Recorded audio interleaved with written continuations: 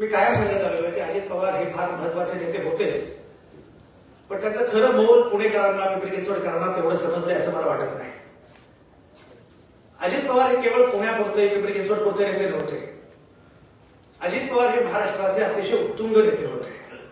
अनेक ठिकाणी मी बोललोय आणि पण मी लिहितोय.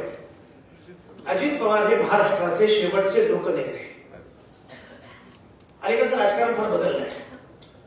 आता राजकारणी सोशल मीडियामधून जन्माला येतात. आता राजकारणी इमेज मेकिंग मधून जन्माला येतात.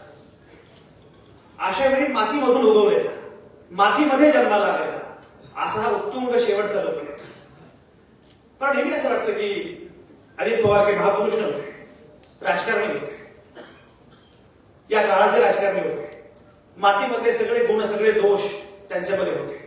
पण सगळ्यात महत्वाचं म्हणजे ते ऑर्गॅनिक, सेंद्रिय अशा प्रकारचे नेते होते.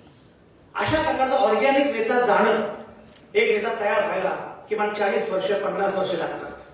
असा नेता जेव्हा जातो तेव्हा महाराष्ट्राची लोकनिमित्त अशी फार मोठी हानी झालेली आहे. हे नुकसान भरून कसं काढायचं हा फार मोठा प्रश्न आहे. मला नेहमी असं वाटतं यशवंतराव चव्हाणांच्या स्कूलचा शेवटचा विद्यार्थी म्हणजे अजित पवार.